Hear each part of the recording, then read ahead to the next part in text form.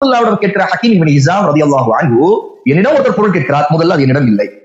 இரண்டாவது விஷயம், நான் அவரிடம் இந்த வியாபாரத்தை எப்படி பண்ணுகிறேன்னா, நான் இன்னொரு ஒருத்தரிடம் போய் அந்த பொருளை பிறகு வாங்கி வருகிறேன், வாங்கி வந்து இவற்றை விற்பனை செய்கிறேன், இப்படி நான் வியாபாரம் செய்யலாமா அப்படின்னு கேட்கிறார். ரசூல் ஸல்லல்லாஹு அலைஹி வஸல்லம் சொன்னாங்க, என்ன சொல்றாங்க பாருங்க, கால அதுக்கடுத்து அந்த ஹதீஸுடைய அடுத்த வாசகம், அப்தஅு லஹு மினஸ் ஸூக், நான் கடைவீதிக்கு சந்தைக்கு போய் அதை வாங்கி வந்து அவரிடம் விற்பனை செய்யலாமா, சும்ம அபிஉ, அதற்கு பிறகு நான் அவரிடம் விற்பனை செய்யலாமா.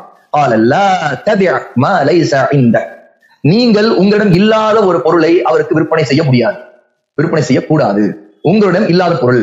அப்படின்னா இங்க முதல் ஷர்த் என்னன்னு கேட்டா, அந்த பொருளுக்கு உரிமை உங்களுக்கு இல்லாமல் இருக்கு.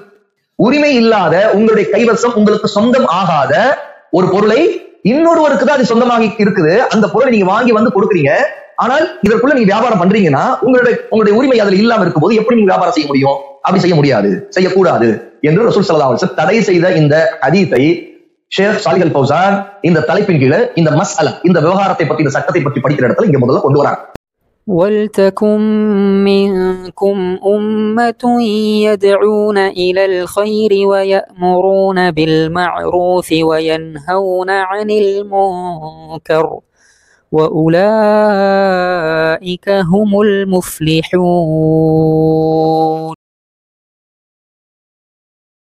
بسم الله الرحمن الرحيم. الحمد لله والصلاة والسلام على رسول الله وعلى آله وصحبه ومن والاه. البيوع المنهي عنها في الإسلام. இஸ்லாமில் தடை செய்யப்பட்ட வியாபார பரிவர்த்தனைகள், கொடுக்கல் வாங்கல் சம்பந்தமான சட்டங்களை படிக்கக்கூடிய இந்த புத்தகம் நம்முடைய சமகாலத்தில் வாழ்ந்து கொண்டிருக்கக்கூடிய ஷேக் அல் முஃப்தி சாலிஹ் இப்னு ஃபௌசான் ஹஃபிதஹுல்லாஹ், அல்லாஹ் அவர்களை பாதுகாப்பானாக, அவர்களுடையது. இதனுடைய முதல் பகுதி நாம் ஏற்கனவே இதற்கு முந்தைய அமர்வுல படிச்சிட்டோம். அதனுடைய தொடர்ச்சியா இன்னும் ஒரு 5 தலைப்புகள் இன்ஷா அல்லாஹ் இன்று நாம் படிக்கிறது.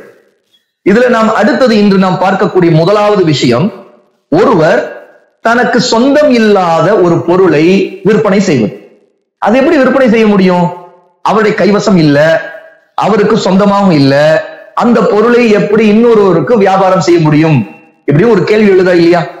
உண்மையிலே இந்த சட்டத்தை பற்றி பேச வேண்டிய தேவை ஏன் வருகிறது என்றால், அந்த மாதிரியும் வியாபாரம் செய்யக்கூடியவர்கள் உண்டு. அந்த வியாபாரம் மார்க்க ரீதியா தடை செய்யப்பட்டிருக்கு. அதற்கு காரணங்கள் என்ன? அந்த வியாபாரம் பொதுவாக எப்படி நடந்து கொண்டிருக்கு? அந்த வியாபாரத்தில் கூட அனுமதிக்கப்பட்ட முறையில் நாம் செய்வதற்கு வழி உண்டா என்பதையெல்லாம் இந்த தலைப்புல முதல்ல நம்ம இன்ஷா அல்லாஹ் பார்க்கிறோம். ஷேக் சாலிஹ் அல் ஃபௌசான் குறிப்பிடுறாங்க, உதாரணமாக ஒரு மனிதருக்கு ஒரு பொருள், ஒரு குறிப்பிட்ட பொருள் தேவைப்படுது. அவர் ஒரு வாடிக்கையாளர், அவர் ஒரு வியாபாரியிடம் போகிறார், போய் எனக்கு இந்த பொருள் வேண்டும் கேட்கிறார். உடனே அந்த வியாபாரி என்ன செய்கிறார், அப்படியா நான் உங்களுக்கு இதை விற்பனை செய்யறேன் அப்படிங்கிறார். ஆனால் அவரிடம் அந்த பொருள் கைவசத்தில் இல்லை, அவருக்கு உரிமையாக அது இல்லை. ஆனால் ஒரு ஒப்பந்தம் செய்து கொள்கிறார், நான் உங்களுக்கு இந்த பொருளை கொடுப்பேன், இதுதான் இதனுடைய விலை என்று அவர் நிர்ணயம் செய்கிறார். இதற்கு பிறகு அந்த மனிதர் என்ன செய்கிறார், அந்த வியாபாரி அதை ஒரு குறிப்பிட்ட காலத்திற்குள்ள கொடுப்பதாக இவரிடம் சொல்ல, அவரும் அதை ஏற்றுக்கொள்ள இந்த பொருளை அவர் பிறகு வாங்குகிறார். எங்கே? அவர் ஒரு மொத்த விற்பனை செய்யக்கூடிய இடத்துல, ஒரு சந்தையில பிறகு அதை வாங்குகிறார். வாங்கி பிறகு இந்த வாடிக்கையாளரிடம் விற்பனை செய்கிறார். அப்ப இந்த முறையில் இப்படி விற்பனை செய்யக்கூடிய விதம் இது மார்க்கத்தில் ஆகுமானதா என்றால் ஷேக் ஃபௌசான் குறிப்பிடுறாங்க, இது ஒரு ஹராமான முறை. ஏன் என்று கேட்டால், முதலில் இவரிடம் அந்த பொருள் இல்லை, இவருக்கு அது உரிமையானது இல்லை, அந்த பொருளின் தரம், அது கொடுக்கக்கூடிய காலம் பற்றிய ஒரு உத்தரவாதம், இது எல்லாமே இங்கே சிக்கலுக்குள்ளாகி இருக்கிறது. அது மட்டுமல்ல, இவர் தரேன்னு சொன்ன பிறகு அந்த பொருளின் விலை மாறும் பொழுது இவர் அந்த பொருளுக்கு கூடுதலான லாபம் தேவை என்று இவர் நினைத்தால் அந்த ஒப்பந்தத்தை ரத்து செய்யவும் வாய்ப்பு இருக்கிறது. அப்ப இந்த மாதிரியான முறையில தனக்கு உரிமை அல்லாத பொருளை அந்த வியாபாரி தன்னுடைய வாடிக்கையாளரிடம் பொருளை காட்டவும் இல்லை, அதுக்குள்ள விலை நிர்ணயித்து விட்டார். புரியுதா? அப்போ அந்த பொருளுடைய தரம் என்ன, அதனுடைய விலையுடைய இப்போதுள்ள சந்தை நிலவரத்தை வைத்துதான் அவர் முடிவு செய்தாலும் பிறகு அவருடைய நிலை என்ன ஆகும், எதை பற்றியும் இவங்க 2 பேருக்கும் இடையே ஒரு தெளிவான நிலை இல்லை. அப்போ பொருளை பார்க்காமலும் பொருளுடைய தரத்தை அறியாமலும் வாங்கக்கூடியவர் இவரை நம்புகிறார், வியாபாரியான இவர் ஏதோ ஒரு வாக்குறுதியை கொடுக்கிறார். அப்போ இது சில சமயங்களில் மோசடித்தனத்திற்கும் இந்த வியாபாரத்துல ஒரு நிச்சயம் இல்லாத, ஒரு கேரண்டி இல்லாத ஒரு பிரச்சனைக்கும் இது தள்ளுது. இந்த மாதிரியான வியாபார முறையை மார்க்கம் தடை செய்திருக்கிறது. ஆகவே இதுல நாம் இதை செய்யக்கூடாது என்று ஷேக் ஃபௌசான் இந்த விஷயத்தை குறிப்பிடுறாங்க. ஏன்னா இந்த பொருள் முன்னாடியும் இல்ல, அதனுடைய விலை தாமதமாக, அதாவது கொடுப்பவருடைய விலை தாமதமாகும் போது இது ஒரு விதத்துல அந்த பொருளை கடனுக்கு விற்பதை போல, கடனுடைய லாபத்திலே ஒரு மறைமுக வட்டி அதுல சேர்வதை போன்ற சில பிரச்சனைகள் எல்லாம் இதுல இருக்கிறது. அல்லாஹ்வுடைய நபி ஸல்லல்லாஹு அலைஹி வஸல்லம் இதை தடை செய்திருக்கிறார்கள் அப்படிங்கிறாங்க. அப்படின்றா இதற்கு ஆதாரம் என்ன? ஷேக் சாலிஹ் அல் ஃபௌசான் ஜாமிஉ திர்மிதில இமாம் திர்மிதி ரஹ்மஹுல்லாஹி தஆலா 1232வது ஹதீஸாக பதிவு செய்திருக்கிற சஹீஹுல் ஜாமியில இமாம் அல்பானி ரஹ்மஹுல்லாஹ் சஹீஹ் ஆதாரப்பூர்வமானது என்று உறுதி செய்திருக்கிற ஹதீஸை இங்கே மேற்கோள் காட்டுகிறார். அன் ஹக்கீம் இப்னு ஹிஸாம் ரலியல்லாஹு அன்ஹு என்ற நபி தோழர் இந்த செய்தியை அறிவிக்கிறார். قال اتيت رسول الله صلى الله عليه وسلم فقلت நான் அல்லாஹ்வின் தூதர் ஸல்லல்லாஹு அலைஹி வஸல்லம் அவரிடம் போய் நான் சொன்னேன், ياتيني الرجل يسالني من البيع ما ليس عندي. என்னிடம் ஒரு மனிதர் ஒரு பொருளை கேட்கிறார், அது என்னிடம் இல்லை. நான் சந்தைக்கு போய் அதை வாங்கி அவரிடம் விற்பனை செய்யலாமா? அவர் என்னிடம் வாங்க விரும்புகிறார், கேட்கிறார், நான் இப்படி வியாபாரம் செய்யலாமா? என்னிடம் கையில இல்ல, ஆனா அது என்ன வியாபாரம் செய்யலாமா? அதாவது கொடுக்க வாங்க முடிக்கிறார் அவர். இப்போ இதுல அடுத்த சில விளக்கங்களை நான் இன்ஷா அல்லாஹ் சேர்த்து சொல்லுவேன். அப்போ இந்த ஹதீஸ்ல இங்க கேள்வி என்னன்னு கேட்டா, ரசூலுல்லாஹ்விடம் கேட்கிற ஹக்கீம் இப்னு ஹிஸாம் ரலியல்லாஹு அன்ஹு, என்னிடம் ஒருத்தர் பொருள் கேட்கிறார், முதல்ல அது என்னிடம் இல்லை. இரண்டாவது விஷயம், நான் அவரிடம் இந்த வியாபாரத்தை எப்படி பண்ணுகிறேன்னா, நான் இன்னொரு ஒருத்தரிடம் போய் அந்த பொருளை பிறகு வாங்கி வருகிறேன், வாங்கி இவற்றை விற்பனை செய்கிறேன், இப்படி நான் வியாபாரம் செய்யலாமா அப்படின்னு கேட்கிறார். ரசூல் ஸல்லல்லாஹு அலைஹி வஸல்லம் சொன்னாங்க, என்ன சொல்றாங்க பாருங்க. கால அதுக்கடுத்து அந்த ஹதீஸுடைய அடுத்த வாசகம், நான் கடைவீதிக்கு சந்தைக்கு போய் அதை வாங்கி அவரிடம் விற்பனை செய்யலாமா? சும்ம அபிஉஹு, அதற்கு பிறகு நான் அவரிடம் விற்பனை செய்யலாமா? قال لا تبع ما ليس عندك, நீங்கள் உங்களிடம் இல்லாத ஒரு பொருளை அவருக்கு விற்பனை செய்ய முடியாது, விற்பனை செய்யக்கூடாது, உங்களிடம் இல்லாத பொருள். அப்படி என்றால் இங்க முதல் ஷர்த் என்னன்னு கேட்டா, அந்த பொருளுக்கு உரிமை உங்களுக்கு இல்லாமல் இருக்கு. உரிமை இல்லாத, உங்களுடைய கைவசம் உங்களுக்கு சொந்தம் ஆகாத ஒரு பொருளை இன்னொருவருக்கு தான் அது சொந்தமாக இருக்குது, அந்த பொருளை நீங்க வாங்கி கொடுக்குறீங்க, ஆனால் இதற்குள்ள நீங்க வியாபாரம் பண்றீங்கன்னா உங்களுடைய உரிமை அதுல இல்லாம இருக்கும்போது எப்படி நீங்க வியாபாரம் செய்ய முடியும்? அப்படி செய்ய முடியாது, செய்யக்கூடாது என்று ரசூல் ஸல்லல்லாஹு அலைஹி வஸல்லம் தடை செய்த இந்த ஹதீஸை ஷேக் சாலிஹ் அல் ஃபௌசான் இந்த தலைப்பின் கீழே இந்த மஸ்அலா, இந்த விவகாரத்தை பத்தி, இந்த சட்டத்தை பற்றி படிக்கிற இடத்துல இங்க முதல்ல கொண்டு வராங்க. இதை கொண்டு வந்துட்டு ஷேக் ஃபௌசான் கூட இது ஒரு தெளிவான தடை, இதுல குழப்பம், இதுல வேற எதுவும் சந்தேகமே பட தேவையில்லை, இது ஒரு தெளிவான தடை இதுல இருக்கு. ரசூல் ஸல்லல்லாஹு அலைஹி வஸல்லம் உனக்கு உரிமை இல்லாத, உன் கைவசம் இல்லாத, உன்னுடைய அல்லாத ஒரு பொருளை நீ விற்பனை செய்ய முடியாதுன்னு சொல்லிட்டாங்க அப்படிங்கிறான். ஏன்னு கேட்டா, ஒரு நபர் குறிப்பிட்ட சில பொருட்களை அங்கேயே விற்கிறாரா அல்லது எதிர்காலத்தில் விற்பனை செய்கிறாரா என்ற ஒப்பந்தம் செய்து கொள்வதற்கு முன், அந்த ஸ்பாட்ல வித்தாலும் சரி, பின்னாடி நான் 4 நாளைக்கு பிறகு 10 நாளைக்கு பிறகுதான் உங்களுக்கு விற்பனை செய்யறேன் அப்படின்னு ஒப்பந்தம் செய்யறதுக்கு முன்னாடி அந்த பொருள் அவர்களுக்கு உரிமையானதாக ஆக வேண்டும். அப்படி உரிமையானதாக ஆகாவிட்டால் அதை விற்பது அனுமதிக்கப்படாது அப்படிங்கிறாங்க. அப்ப இதுல இருந்து நமக்கு இந்த சட்டத்துல முதல் விஷயம் தெளிவாயிரணும்.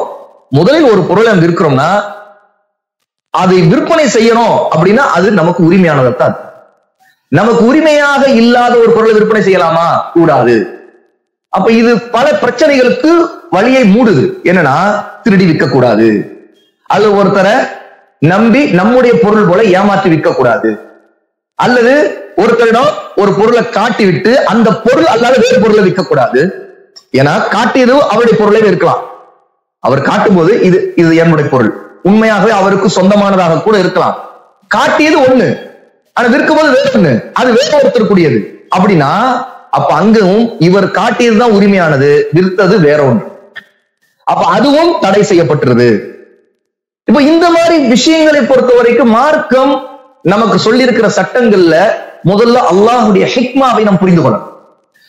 ஒரு சட்டம் நமக்கு தரப்பட்டிருக்கு, அதுல நமக்கு சில தடைகள் விதிக்கப்பட்டிருக்கு அப்படின்னா அந்த தடைக்கான காரணங்கள் நிறைய இருந்திருக்கலாம். அதுல நிறைய காரணங்கள் நமக்கு தெரியாமல் போயிருக்கலாம்.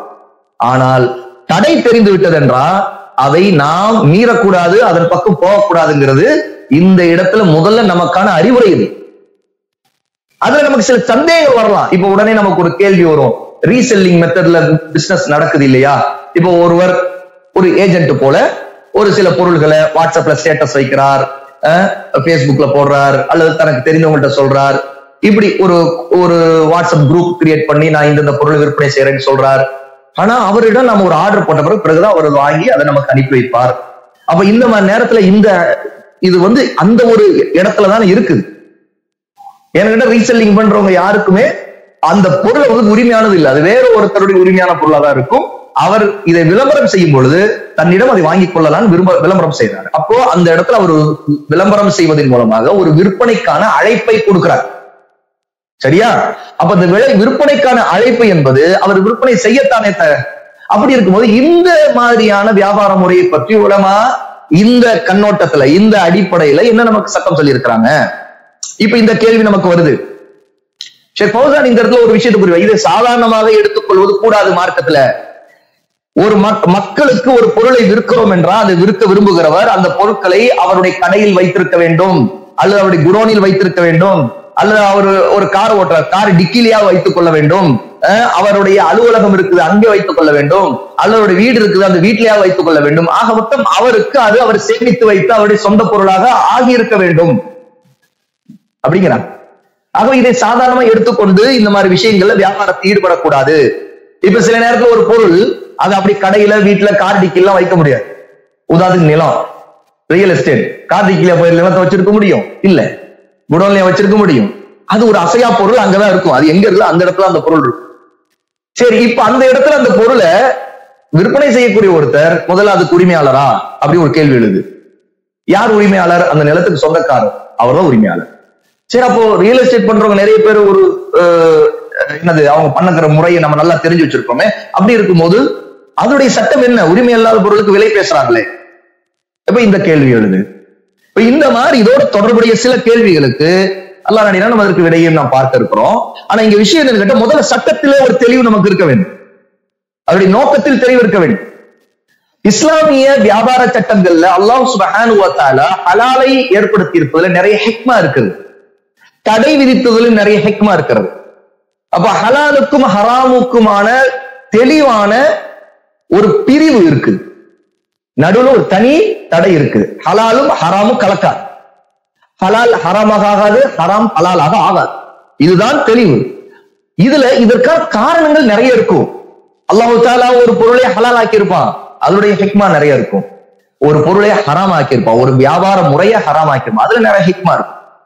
அடிப்படையில ஒரு வியாபாரத்தில் நமக்கு சில விதிகள் இருக்குது. முதல் அல் கரர், அதாவது வியாபாரம் செய்யும் போது நிச்சயம் இல்லாத, ஸ்திரத்தன்மை இல்லாத அல்லது நம்ப முடியாத ஏதோ ஒரு ஆபத்திற்கான வாய்ப்பு இருக்கக்கூடிய ஒரு நிலை அல் கரர் இருக்கக்கூடாது. உரிமை அல்லாத பொருளை ஒருத்தர் விற்கும் போது அந்த வாங்குகிறவருக்கு முதல்ல அது நிச்சயமற்ற தன்மை இருக்கு. இப்ப நீங்க ஒரு பொருளை வாங்கும் போது நீங்க பாக்குறீங்க, தொடுறீங்க, அந்த பொருளின் நிலையை பாக்குறீங்க. அது ஒரு மொபைல்னா உடனே ஆன் பண்ணி பாக்குறீங்க, அது நல்லா வேலை செய்ய பாக்குறீங்க, டச் பண்ணி பாக்குறீங்க, ஏதோ ஒன்று. அல்லது ஒரு பெண் ஒரு கடையில ஒரு மிக்சி வாங்குறாங்கன்னா உடனே அந்த மிக்சியை ஒரு தடவை ஓட்ட விட்டு பாக்குறாங்க, ஜார பாக்குறாங்க, சைஸ பாக்குறாங்க, அதோடைய வேகத்தை பாக்குறாங்க, ஏதோ சம்திங். ஒரு வாஷிங் மிஷினா இது எப்படி இருக்குது, இது எப்படி வேலை, எதுவா இருந்தாலும் ஒரு துணி வாங்குறாங்களா, அந்த துணியோடைய கலரை பாக்குறாங்க, தொட்டு பாக்குறாங்க, அதோடைய சைஸ பாக்குறாங்க, ஈவன் அதை போட்டு கூட ட்ரையல் ரூம்ல போய் கொஞ்சம் போட்டு பாத்துக்கிறாங்க. இந்த மாதிரி அந்த பொருளின் உறுதித்தன்மை வாங்குகிறவருக்கு ஒரு நிச்சயத்தை கொடுத்து உறுதியை மனதில் ஏற்படுத்தி பிறகு இது எனக்கு வேண்டும், இதற்கு நான் இந்த விலையை கேட்கலாம், பேரம் பேசும் மார்க்கத்தில் அனுமதி இருக்குது. அப்போ அவர் சொல்லக்கூடிய, வியாபாரி சொல்லக்கூடிய விலையில எனக்கு இந்த விலை அதிகமா தெரியுது, இன்னும் நீங்க கம்மி பண்ணுங்க, இது மற்றதை விட அதிகமா தான் நீங்க சொல்றீங்க, மற்ற இடங்களை விட, அவர் குறைத்து கேட்கலாமா? மார்க்கத்தில் அனுமதி இருக்குது. அப்ப இதுல முடிவு எடுக்கும் போது அந்த வியாபாரம் ஒரு முடிவுக்கு எந்த இடத்துல வருதுன்னு கேட்டா, அவங்க ரெண்டு பேரும் பிரியருக்கு முன்னாடி அது முடிவுக்கு வருது. அப்ப பிரிஞ்சுட்டாங்கன்னா அதோட அந்த வியாபாரம் அதோட முடிஞ்சிருச்சு. அப்ப அந்த நேரத்துல முடிஞ்சிருக்கு. அப்போ அந்த இடத்துல ஒரு நிச்சயமான நிலை, ஒரு கேரண்டி, உத்தரவாத நிலை இருக்கு. ஆனா பொருள் கண்ணுக்கு முன்னாடி இல்ல, அதை நம்ம ஒரு போட்டோவாக பார்த்தோம், அல்லது அது உண்மையிலே வாங்குறவருக்கு சொந்தமாங்கிறதே கூட சந்தேகமா இருக்குது. அவர் உண்மையை தன்னுடையதான் சொல்றாரா, அல்லது தன்னுடையது இல்லைனாலும் வேற ஒருத்தருடையதுன்னா அது அவர் வந்து உண்மையில வேற ஒருத்தருடைய திருடி விற்கிறாரா, அல்லது இன்னொருத்தரை பல பிரச்சனைகள் அதுல உள்ள வந்து நிக்குது. அது இது இந்த மாதிரி ஒரு நிச்சயம் இல்லாத தன்மையை தான் அல் கரர்னு சொல்லுவோம். இது மார்க்கத்தில் எந்த வியாபாரத்துல இந்த மாதிரி விஷயங்கள் வருதோ அப்ப அங்கே அந்த வியாபாரத்திற்கு ஒரு கேள்வியை மார்க்க எழுப்பிடும். அந்த மாதிரி ஒரு பிரச்சனை இதுல இருக்கு. இரண்டாவது, மோசடித்தனத்துக்கான வாய்ப்பும் இருக்கும்போது அந்த வியாபாரம் ஒரு தடுக்கப்படுகிற காரியமா மாறி. பொருள் ஹலாலானதா இருக்கலாம், ஆனா முறை, பரிவர்த்தனையுடைய முறை, அதுல மோசடித்தனத்திற்கு வழி இருக்குது நிறைய. அப்படின்னா முஸ்லிம்கள் பாதிக்கப்படுவதற்கு, ஒரு மனிதனுக்கு தன்னுடைய கொடுக்கல் வாங்கல பாதிக்கப்படுவதற்கு மார்க்கம் அனுமதி தரல. அப்ப அந்த நோக்கமும் இந்த விஷயத்துல இருக்குது. எந்த விஷயம்? பொருள் உரிமை இல்லாமல் இருக்க அந்த பொருளுக்கு வியாபாரம் ஒருத்தர் பேசுகிறார், விலை பேசுகிறார், அந்த பொருளை கொடுப்பதாக வாக்குறுதி கொடுக்கிறார், ஒரு ஒப்பந்தம் செய்கிறார். அப்ப இந்த ரெண்டின் காரணமாக இது தடை செய்யப்படுது. ஷேக் ஃபௌசான் ஒரு ரத்து கொடுக்கிறாங்க, ஒரு மறுப்பு கொடுக்கிறாங்க. சிலர் இந்த வியாபார முறைய அஸ்ஸலம் அப்படிங்கிற ஒரு வியாபார முறை மார்க்கத்தில் அனுமதிக்கப்பட்டிருக்குது. ரசூலுல்லாஹி ஸல்லல்லாஹு அலைஹி வஸல்லம் காலத்திலேயே ரசூலுல்லாஹ் அனுமதித்தாங்க. அஸ்ஸலம் உடைய வகையில இது அடங்கும், ஆக இது அனுமதிக்கப்பட்டதுதான் அப்படின்னு சொன்னாங்க. சிலர் சட்டம் சொல்லக்கூடிய சிலர் அஸ்ஸலம் போல இதை எடுத்துக்கொள்ளணும். அஸ்ஸலம்ங்கிறது என்ன அப்படின்னு கேட்டா, ஒரு பொருளை வாங்கும் போது, ஒரு பொருளுக்கான விலை பேசும்போது முன்பணம் செலுத்தி அந்த பொருளுக்கான தயாரிப்பு அல்லது ஏதேனும் ஒன்று முடிவு செய்யப்பட்டு கூடுதலாக அதற்கான ஒப்பந்தத்தை செய்து கொள்றாங்க. அந்த பொருள் எனக்கு இனி சொந்தம், ஆகவே இதற்கான முன்பணம் செலுத்தி விட்டேன் அப்படின்னு. அப்ப விற்பவருக்கும் வாங்குவதற்கு நடுவில் ஒரு முன்பணம் செலுத்தப்பட்டு ஒரு பொருள் இறுதி செய்யப்பட்டு முடிவு பண்றது. ரசூலுல்லாஹி ஸல்லல்லாஹு அலைஹி வஸல்லம் ஸலம் அப்படிங்கிற வியாபார முறை இருந்தது. அது இன்றும் பல நேரத்துல நம்முடைய வாழ்க்கையில இருக்கக்கூடியதான். முன்பணம் செலுத்தி, அதாவது குத்தகைக்கு எடுக்கிறது, இந்த மாதிரி சில விஷயங்கள்ல முன்பணம் செலுத்தி ஒரு நிலத்திலிருந்து வரக்கூடிய விளைச்சல், அந்த நிலம் அதுல இருந்து வரக்கூடிய விளைச்சல்ல அதற்கு முன்பணம் செலுத்தி ஒப்பந்தம் செய்திருவாங்க. ஒப்பந்தம் செய்துட்டு விளைச்சலுடைய அளவு எவ்வளவு, அதனுடைய எடை எவ்வளவு ஏற்ற மாதிரி அந்த கணக்கு முடிச்சுக்குவாங்க. என்ன விளைச்சல் வந்துச்சு, அதனுடைய முடிவு என்ன, அதுக்கேற்ற மாதிரி அந்த விஷயத்தை முடிப்பாங்க. ரசூலுல்லாஹி காலத்துல ஒரு வருடத்துக்கு 2 வருடம் எல்லாம் இப்படி முன்பணத்தை இந்த விளைச்சல் நிலங்களுக்கு கொடுத்து அஸ்ஸலம்ங்கிற வழியில வியாபாரத்தை செய்து கொண்டிருந்த நிலை இருந்தது. இது சம்பந்தமான ஹதீஸும் நமக்கு ஆதாரப்பூர்வமாக வந்திருக்கு. ரசூல் ஸல்லல்லாஹு அலைஹி வஸல்லம் இந்த ஹதீஸ் புகாரியில் இப்னு அப்பாஸ் ரலியல்லாஹு அன்ஹு 2239 செய்தியாக பதிவாயிருக்க ஹதீஸ்ல வருது. ரசூல் ஸல்லல்லாஹு அலைஹி வஸல்லம் காலத்தில் நடந்தது. அதாவது நபி ஸல்லல்லாஹு அலைஹி வஸல்லம் மதீனாவுக்கு வந்தபோது மக்கள் என்ன செய்தாங்கன்னா, ஒரு வருடம் 2 ஆண்டுகளில் பெற்றுக்கொள்வதாக, ஒரு வருடம், ஒரு வருஷத்துல ஒண்ணு நடக்குது, 2 ஆண்டுகளுக்கு பெற்றுக்கொள்வதாக பேரிச்சை மரத்துக்கு முன்பணம் கொடுத்து வராங்க. நபி ஸல்லல்லாஹு அலைஹி வஸல்லம் ஒருத்தர் குறிப்பிட்ட காலத்திற்கு ஒரு பெற்றுக்கொள்வதா பேரிச்சம்பழத்திற்காக முன்பணம் கொடுத்தால் குறிப்பிட்ட எடைக்காக குறிப்பிட்ட அளவுக்காக கொடுக்கட்டும் பிரிச்சாங்க. நீங்க அந்த நிலத்துக்கு இத்தனை ஏக்கர் நிலம், இதுக்கு நான் வந்து முன்பணம் கொடுக்கிறேன்னா நீங்க அந்த அத்தனை ஏக்கருடைய எத்தனை ஏக்கருங்கிறது நீங்க 2 பேரும் பேசிக்க போறீங்க. விற்பவர் வாங்குபவர் 2 பேரும் பேசிக்கிறீங்க. அந்த ஏக்கர் நிலத்துல நீங்க இத்தனை வருஷத்துக்கு 2 வருஷம் 3 வருஷம் நீங்க ஒரு குத்தகை ஒரு வியாபார ஒப்பந்தம் பண்றீங்கன்னா அப்ப அதுல வரக்கூடிய விளைச்சலுடைய அளவு எடை இதற்கேற்ற மாதிரி நீங்க ஒப்பந்தத்தை அதன் அடிப்படையில் முன்பணம் செலுத்தி கொடுங்க. இதுதான் அஸ்ஸலம். அப்போ இந்த மாதிரி அப்போ பொருள் இன்னும் முழுக்க உரிமை ஆகல, ஆனாலும் இதுவும் பொதுவா பொருள் கையில இல்லாம வியாபாரம் செய்வதற்கும் வித்தியாசம் இருக்குது. ஆக இது அதை குறிக்காது, அதுல இது அடங்காது அப்படின்னு ஷேக் ஃபௌசான் இதற்கு மறுப்பு கொடுக்கிறார். ஆக இது ஒரு தவறான நிலைப்பாடு. அஸ்ஸலம்ல முன்பணம் கொடுக்கப்பட்டு அந்த பொருளுக்கு அந்த வியாபாரியிடம், உரிமையாளரிடம், இங்க என்ன நடக்குது, உரிமையாளரிடம் உறுதி செய்யப்படுது. இங்க உரிமை அல்லாத ஒருத்தரிடம் பேசுற பேச்சதான் இங்க பேசுறோம். உரிமை இல்லாத ஒருத்தரிடம் வியாபாரம் செய்வதை பத்தி தான் இங்க பேச்சு. அங்க உரிமை உள்ள ஒருத்தரிடம் வந்து முன்கூட்டியே பணம் கொடுப்பதற்கும் உரிமையே இல்லாத ஒருத்தரிடம் பணம் கொடுப்பதற்கும் பிரச்சனை இருக்கு. அப்ப உரிமை இல்லாதவரிடம் பணம் கொடுக்கும் போது 2 பிரச்சனை இருக்குது. ஒண்ணு, முதல்ல பொருளே எனக்கு தெரியல, அது இப்படி தர அப்படின்னு தெரியல. 2வது, நான் பணம் கொடுத்தேன், அவர் நினைச்சா அதை எப்போ வேணாலும் ரிட்டர்ன் பண்ணிடுவார். ஏன்னு கேட்டா அவருக்கு திடீர்னு வியாபாரத்தை அந்த பொருளின் விலை அதிகமாகுதுன்னு வைங்க. இப்ப இன்னைக்கு நான் பேசுறேன், இந்த பொருளுக்கு 100 ரூபாய் விலை அப்படின்னு பேசுறேன். உடனே என்னிடம் வந்து 50 ரூபாய் கொடுத்துறாரு. நீங்க பொருளை கொடுத்துறா இந்த 100 ரூபாய் கொடுத்துறேங்கிறாரு. இப்போ முதல்ல அவர் பொருளையும் பார்க்கல, என் கையிலையும் பொருள் இல்ல, நான் விலையை நிர்ணயித்து விட்டேன், அவரு ஏத்துக்கொண்டாரு. இப்ப அடுத்தது அந்த பொருளின் விலையை நான் அடுத்த வாரம் கொடுக்க சொன்னேன். அடுத்த வாரம் வந்து சட்டுன்னு விலை ஏறுது, அதாவது லாபமே எனக்கு கொடுக்க வாய்ப்பு கிடைக்க வாய்ப்பு இருக்குது. அப்ப நான் இன்னொருத்தருக்கு நான் 150 ரூபாய்க்கு அதை விற்கலாம். புரியுதா? 150 ரூபாய்க்கு நான் விற்கலாங்கிற நிலை வரும்போது மனிதன் என்ன நினைக்கிறான்னா, நான் இப்போ இந்த ஒரு வாரத்துக்கு பிறகு நான் இன்னைக்கு டேட் கொடுக்குறேன், இந்த டேட்ல எனக்கு நான் வந்து 100 ரூபாய்க்கு கொடுக்க 150 ரூபாய்க்கு இப்ப கொடுக்கலாமே விற்கலாமே அப்படின்னு எனக்கு ஒரு வாய்ப்பு கிடைக்குது. அப்ப நான் 50 ரூபாய்க்கான என்ன செய்யறேன், கட்சி மாறும். மனிதன் என்ன செய்வான், கட்சி மாறுவான். அப்ப உடனே என்ன செய்வான், இல்லைங்க நான் இப்ப தரமாட்டேன், நீங்க அந்த 50 ரூபாய் வாங்கிக்கங்க. என்னங்க நீங்க தரேன்னு தானே சொன்னீங்க, ஒரு வாரத்தை தரேன்னு உங்களை நம்பிதானே நான் இந்த மாதிரி காத்துக்கிட்டு இருந்தேன்.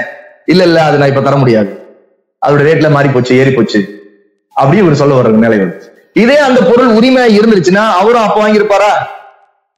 இவரும் அந்த ரேட்டை வந்து பின்வாங்கி மாற்றி இது உண்மையா அவருடைய நிலைமையில மாற்றாலா இல்ல ஏமாற்றுகிறாங்கிறதுல ரெண்டாவது விஷயம். ஆனா இதுல பாதிக்கப்பட்டவர் யாருன்னு கேட்டா காத்துக்கிட்டு இருந்தவர், அந்த ஒரு வாரம் அவர் காத்துக்கிட்டு இருந்தாருல்ல, அவரு பாதிக்கப்படுவார்.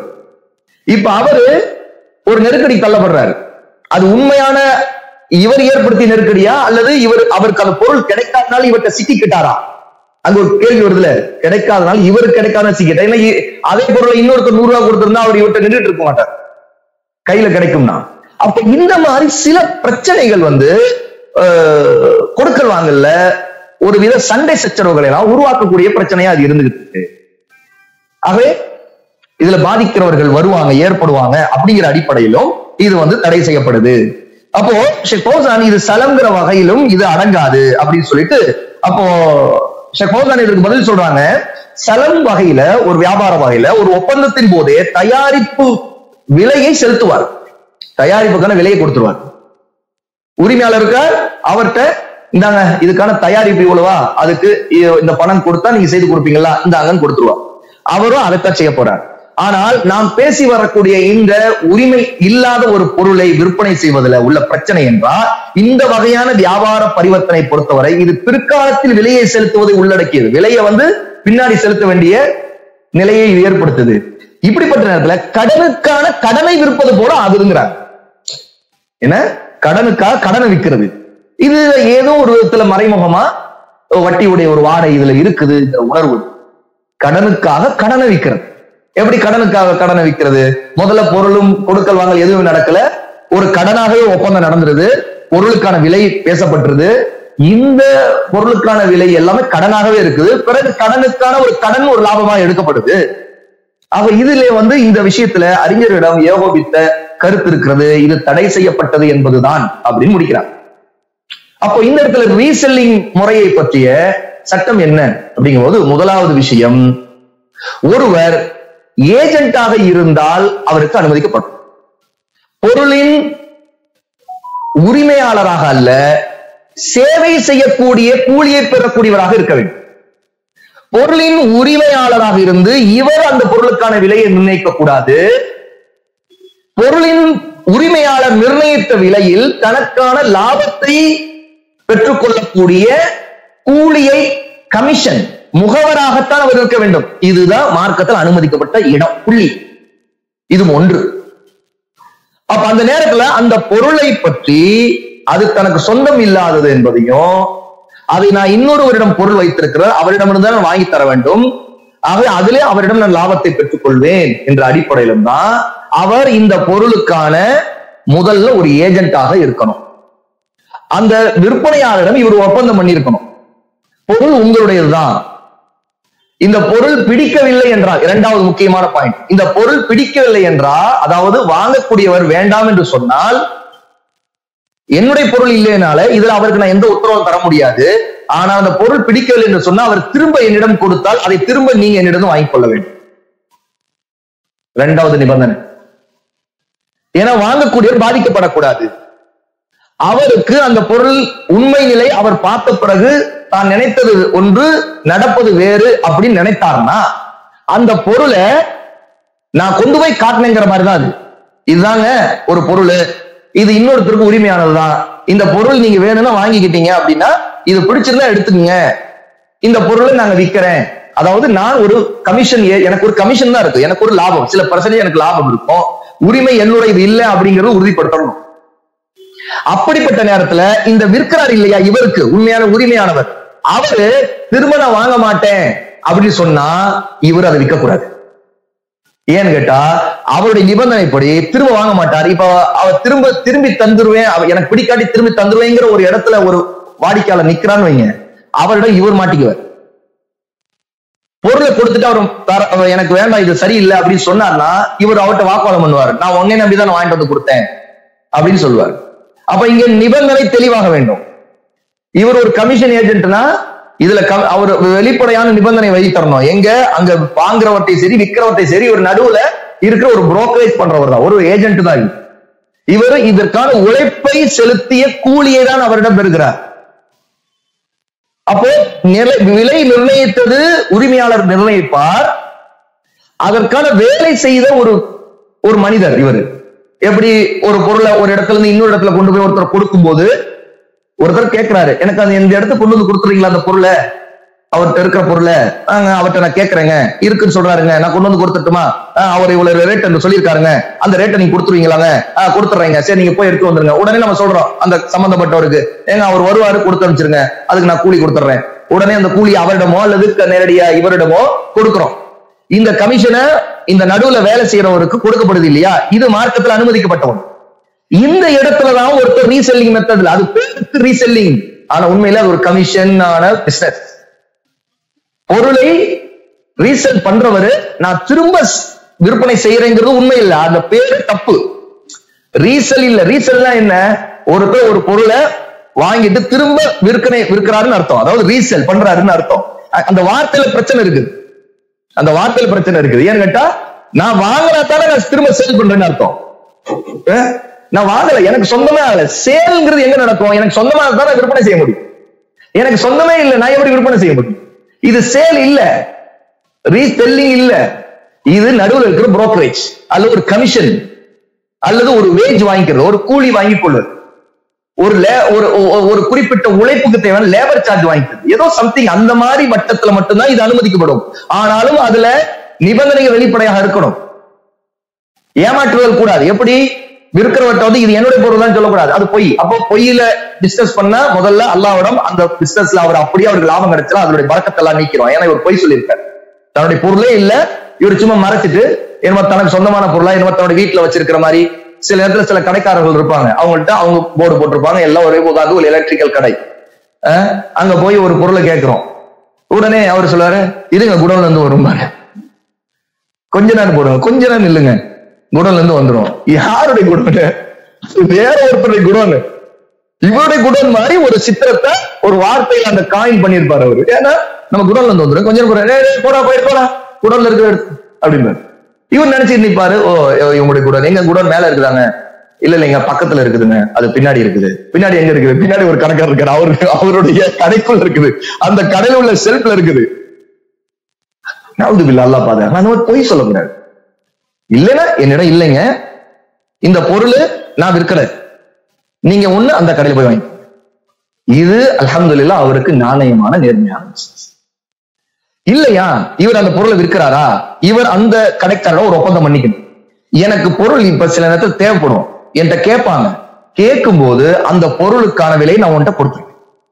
நான் கேட்டேன்னா அந்த பொருளை நான் வாங்கிட்டேன்னு நினைச்சுக்க, நான் திரும்ப வந்துட்டு அந்த பொருளை இது பண்ண மாட்டேன். எனக்கு என்னிடம் கேட்டு வராங்க, எனக்கு இடம் இல்லை அல்லது எனக்கு ஒரு சந்தேகம் வருது அந்த பொருள் என்னிடம் விற்குமான்னு, ஆனா நான் முதல்ல வந்துட்டு உரிமையாக்கிக்கிறேன், அதுக்கு பிறகு நான் வித்துக்கிறேன். ஆக வந்து ஒருத்தர் கேட்கிறாரு, இவர் சொல்ற தன்னிடம் அந்த பொருள் இல்லை, ஆனா விற்க முடியும். எப்படி விற்கலாம்? உடனே அந்த பொருளை இவர் தனக்கு உரிமையானதாக மாற்றிக்கொள்ளும்.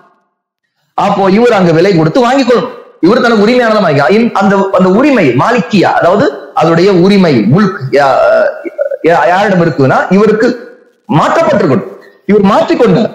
அப்போ இதற்காக இது வந்து ஒரு மொத்த விற்பனையாளர் இருப்பார், எல்லா இடங்கள்ல எல்லா பிசினஸ் நடக்கவும் மொத்த விற்பனையாளர் இருப்பார். திடீர்னு ஒரு பொருள் தேவைப்படும், உடனே வந்து அந்த மொத்த விற்பனை ஏற்கனவே இவங்கள்ட்ட ஒப்பந்தம் இருக்கும், இவங்க ரெண்டு பேரும் வாங்குவாங்க போவாங்க. கடன் கூட இருக்கும், கடன் மார்க்கத்தில் தடை இல்லையே, இவர் கடன் கூட கொடுத்தோம், நான் கடனை வாங்கிக்கிறேன், இப்போ நான் அந்த பொருளை உனக்கு அதுக்கான அமௌண்ட் கொடுத்துறேன்ப்பா அப்படின்னா முடிஞ்சு போச்சு. அவர் உடனே ஒரு பில் போட்டு வச்சுக்குவார் அல்லது நோட் பண்ணி வச்சுக்காரு. இந்த கடைக்கு நம்ம மொத்த விற்பனை கடையில இருந்து ஹோல்சேல்ல இருந்து நம்ம இடத்துல இருந்து இதுக்கு இந்த பொருளா அனுப்பி இருக்கோம். உடனே அவர் அன்னைக்கே சாயங்காலம் அல்ல நைட்டு ஒரு சீட்டை கொடுத்து அனுப்பிச்சிருவாரு, இந்த பொருளுக்கானதை நீங்க பே பண்ணிடுங்க. ஏற்கனவே இவங்கள்ட்ட ஒரு ஒப்பந்தம் இருக்கும், ஒரு பில் டு பில்லு, ஒரு பில்லுக்கு பே பண்ணா அடுத்த ஒரு பில்லு அது கடன்ல இருக்கும். இது மொத்த விற்பனையாளர்களுக்கும் ரீட்டைலர்களுக்கும் பிசினஸ் ஹோல்சேலர் எல்லாத்துக்கும் மத்தியமா ஒரு ஒப்பந்தம். எப்போ இதுதான் சுழற்சி முறை, ஒரு ரொட்டேஷன் மாடல் இதுதான். அப்ப அப்படி இருக்கும்போது அதெல்லாம் பிரச்சனை இல்லை. ஆனா ஏமாற்றுவதும் சொந்தமே இல்லாம இருந்தோம் அதை தன்னுடைய இது போல காட்டுறதும் கூடாது. அப்போ வாட்ஸ்அப்லயோ அல்லது வேறு பேஸ்புக்லயோ ஒரு பொருளை விற்பனை செய்யறதுக்கு அனௌன்ஸ் பண்ணி நம்ம செய்யறோம், விளம்பரம் செய்யறோம்னா இந்த பொருளை நான் வாங்கி கொடுப்பேன் உங்களுக்கு, இதை நீங்கள் உங்களுக்கு பிடிக்கவில்லையா என்னிடம் திரும்ப ஒப்படைக்கலாம், உங்களுடைய பணத்திற்கு எந்த குந்தமும் வராது, நீங்க அந்த பொருளை பார்த்துட்டு உங்களுக்கு பிடிக்கலைன்னா நீங்க அதை திரும்ப ரிட்டர்ன் பண்ணாலும் அதை ஏற்றுக்கொள்வேன் அப்படிங்கிற சில வாக்குறுதிகள் இதுல நிபந்தனைகளாக கொடுக்கப்படணும். இந்த சட்டத்தை பத்தி நான் மிகவும் மதிக்கூடிய ஷேக் அனீசுர் ரஹ்மான் அவங்கள்ட்ட கேட்டேன், ஷேக் இந்த மாதிரி சில விஷயங்கள் இருக்குது, இதோடைய சட்டம் வேணும். அப்போ அவங்க சொன்னாங்க, இது நேரடியா இந்த பழைய காலத்துல அல்ல இப்போ கடை வீதிகள் இருக்கக்கூடிய இந்த சட்டம் இருக்குதான், அதை நம்ம அல்ல மாறு செய்யக்கூடாது. ஆனால் ஆன்லைன் மூலமா பண்ணக்கூடியதுல இன்னைக்கு ஆன்லைன்ங்கிறது ஓபன் ஒரு பிசினஸ் மாடல் ஆயிடுச்சு. அதுல பலருக்கு பொருள் சொந்தமா இருக்காது, ஆனால் சொந்தமாக இல்லாவிட்டாலும் அங்கே அந்த யாரும் பாதிக்கப்படாத சில நிபந்தனைகள் இருந்துகிட்டு இருக்குது. அந்த நிபந்தனைகள் கடைபிடிக்கப்பட்டால் அது கூடும். அதுதான் அந்த பொருளை பார்ப்பவர் திரும்ப ஒப்படைக்கவும், அதுல அந்த நேரத்துல அந்த பிசினஸ் முடிவு கொண்டு வரவும் இந்த மாதிரி சில நிபந்தனைகள் வெளிப்படைத்தன்மை இருக்கணும் அப்படின்னா, அப்ப அந்த அடிப்படையில தான் இந்த பிசினஸ் செய்வதில் உள்ள இந்த நிபந்தனைகள் ஒப்பந்தத்தை வெளிப்படையா வைத்துக் கொள்வோம். அதாவது இதுல பிரிச்சு புரிஞ்சுக்க வேண்டிய ஒரே ஒரு முக்கியமான பாயிண்ட் இருக்கு. பொருளை விற்பனை செய்கின்ற ஒப்பந்தத்திற்கும் சேவை ஒப்பந்தத்திற்கும் வித்தியாசம் இருக்கு. விற்பனை செய்யற ஒப்பந்தம்ங்கிறது என்ன, அந்த பிசினஸ் டிரான்சாக்சன்ல இருக்கக்கூடிய கொடுக்கல் வாங்கல்ல உள்ள பிசினஸ், அது ஒரு பிசினஸ் டிரான்சாக்சன், அது பிசினஸ் பொருளை விற்பனை செய்யற பிசினஸ். சேவைங்கிறது சர்வீஸ், சர்வீஸ் அடிப்படையில் இருக்கிற ஒப்பந்தங்கிறது வேற. அப்ப சர்வீஸ் அடிப்படையில் ஒப்பந்தத்துலதான் இந்த கமிஷன் வியாபாரம், புரோக்கரேஜ் வியாபாரம் என்னது, அதாவது அதுல எல்லாம் சர்வீஸ் உரியவருக்கு தன்னுடைய அந்த பொருள் சொந்தமா இருக்காது, அவர் ஏமாற்ற முடியாது, அது பொய்யும் சொல்லக்கூடாது. அப்போ அவர் சர்வீஸ் அடிப்படையில் அந்த ஒப்பந்தத்தை செய்யறது, கூலி வேலை செய்வது அல்லது இந்த மாதிரியான முறையில ஒரு கமிஷன், தனக்குன்னு ஒரு கமிஷன் வச்சுக்கிறது. அந்த கமிஷனை சில நேரத்துல தேவைப்பட்ட சொன்னாலும் தப்பில்லை. அப்படி சொல்ல வேண்டிய நிலை வரும்போது நான் எனக்கு இதனுடைய ரேட் இதுங்க, இல்லைன்னா வெளிப்படைத்தன்மையில இன்னும் உறுதி செய்யணும், இந்த பொருளுக்கு எனக்கு 10% எனக்கு கமிஷன் நீங்க தரணும், நான் அதே பொருளை அந்த உரியவரிடம் கொண்டு கொடுத்துறேன், நீங்க அவருக்கு நீங்க இந்த பணத்தை கொடுக்குறீங்க, அதுதான் அவருடைய ரேட்டு. நீங்க அவர்கிட்ட போனாலும் இந்த ரேட்டு தான் சொல்லுவார், எனக்கும் அவர் இந்த ரேட்டு தான் சொல்லுவார். என்ன வியாபாரிகிட்ட சொல்லணும், நீங்க போறீங்களங்க, நீங்க அவர்கிட்ட போய் வாங்கிக்கோங்க, அதே ரேட்டு தான் அவர் சொல்லுவார். நான் போனாலும் அதே ரேட்டு தான். இப்ப இந்த வாடிக்கையாளர் சொல்றாரு, நான் போக முடியாது, எனக்கு வேலைகள் இருக்குது, நான் அது தூரம், அல்லது நான் அந்த பொருளை நான் பார்க்கல, நீங்க போய் அந்த பொருளை பார்த்து எனக்கு வாங்கிட்டு வந்து கொடுக்குறீங்களா? இவர் சொல்றாரு, நான் வாங்கிட்டு வந்து கொடுக்குறேன். சரி, இப்ப உங்களுக்கு என்ன வேணும் சொல்லுங்க. இவர் சொல்றாரு, எனக்கு இவ்வளவு வேலை இருக்குது, நான் போகணும் வரணும் இந்த மாதிரி இருக்குது. சரி, அந்த பொருளுடைய விலை 1000 ரூபாங்க, எனக்கு 1200 ரூபாய் கொடுத்துருங்க. பொருளுடைய விலையே 1000 ரூபாய்க்கு அதே கொடுத்துருங்க, அதை நான் கொண்டு போய் அவங்கள்ட்ட கொடுக்கணும். சரி, எனக்கு லாபம், எனக்கான கமிஷன் எவ்வளவு தரணும், நீங்க 200 ரூபாய் தான். இது ஒப்பந்தம் ஓகேயா? இதுக்கு இவர் கொடுக்கிறது இங்க பேசுறது சர்வீஸ் சார்ஜ். இந்த சர்வீஸ் சார்ஜ் அடிப்படையில ரீசெல்லிங் சொல்லிக்கிற அந்த வார்த்தைகள் இருக்கிற பிரச்சனை என்ன கேட்டா, சர்வீஸ் சார்ஜ்ங்கிறது ஆக்சுவலி இல்ல, அதுல அது அந்த மாதிரி காட்டப்படல. அதனாலதான் ரீசெல்லிங் பொருளுக்கு சொந்தக்காரங்கிற மாதிரி மனநிலையை மக்கள். ஆனா இன்னைக்கு ஓரளவுக்கு அது புரிதலே வந்துருச்சு. இந்த மாதிரி பண்றவங்க உங்களுக்கு சொந்தமா அவங்கள்ட்ட பொருளே இருக்காது, வீட்டுல ஒண்ணுமே இருக்காது, பார்த்தா ஆயிரக்கணக்கான ப்ராடக்ட்ஸ் போட்டிருப்பாங்க, ஆயிரக்கணக்கான ப்ராடக்ட்ஸ் போட்டிருப்பாங்க, லட்சக்கணக்கான கோடிக்கணக்கான அமேசான்ல ஒரு பொருளாக அவனுக்கு அமேசானுக்கு சொந்தமா இருக்குதா? அமேசானே சில ப்ராடக்ட்ஸ் அவங்களுடைய பேர்ல ப்ரொடக்ஷன் பண்றது, அது கூட சில நேரத்துல அமேசான் ஒரு ஒப்பந்தம் பண்ணிருப்பான், அந்த குறிப்பிட்ட கம்பெனிக்காரன்ட்ட என் பேர்ல நீ போட்டு கொடுக்குற, அவ்வளவுதான், எனக்கு இதான் ஒப்பந்தம் சொல்லி பண்ணிருப்பான். ஆனால் அது கேரண்டி இருக்கு இல்லையா? இதுல ஏமாற்றப்படுவது அல்ஹம்துலில்லாஹ் யஹ்திகுமுல்லாஹ் இஸ்லாம். ஆனா அதுல ஏமாற்றப்படுவதற்கான பல வழிகள் மூடப்பட்டிருக்கு. ஏன்னு கேட்டா, நீங்க முதல்ல அந்த பொருளை பார்த்துட்டு சரியில்லைன்னா உடனே ரிட்டர்ன் போடுவீங்க, நீங்க பாதிக்கப்படுறது இல்லை, பாக்குறீங்க உடனே ரிட்டர்ன் போடுறீங்க, நல்லா இல்ல எனக்கு பிடிக்கல, அதுல நீங்க இதையும் போட்டுருவீங்க, இதான் காரணம்னு சொல்லி. அப்போ அந்த அமேசான் அமேசான் மாதிரியே ஒருத்தர் இந்த மாதிரி மெத்தட்ல பண்றாருன்னா அதுவும் மார்க்கத்துல அவர் தனியா வாட்ஸ்அப்புக்குள்ளே தன் வட்டத்துல தனக்கு தெரிஞ்ச ஒரு மெத்தட்ல பண்றாருன்னா அல்லாஹ் நாடினால் இதுல அல்லாஹ் மிகாரின்றவன் குற்றமாகாது.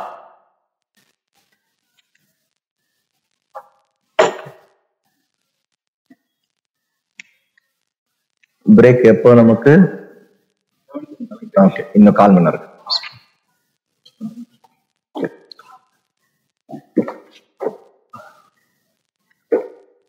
அல்ஹம்துலில்லாஹ்.